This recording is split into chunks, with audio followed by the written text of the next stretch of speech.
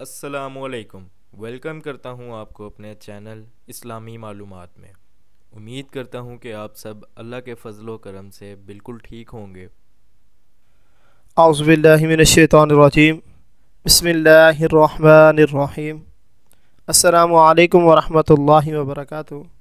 प्यारे दोस्तों भाइयों, आज मैं आपको एक ऐसा वजीफ़ा बताने वाला हूँ जो रिज़्क़ के मुतालिक है। जब चाँद नज़र आए तो मगरिब के बाद से लेकर इशा तक ये एक मुख्तसर सा वक़्त है कि इसके दौरान जो शख्स वजीफ़ा करेगा, अल्लाह तबारक व तआला अपने गैब के ख़ज़ानों से उसको हलाल और वसी रिज़्क़ अता फ़रमाएगा। जब चाँद रात आती है, यानी कि जिस वक़्त चाँद नज़र आ जाए, तो उसके बाद मगरिब की नमाज के बाद 21 बार सूरतुल क़द्र को पढ़े।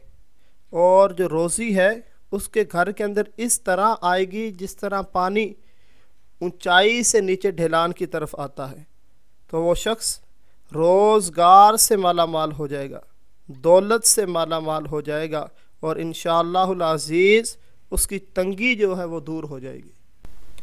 वीडियो अच्छी लगी है तो मेरे चैनल को सब्सक्राइब करें, वीडियो को लाइक करें और अपने दोस्तों के साथ भी शेयर करें। बहुत शुक्रिया। अल्लाह हाफिज़।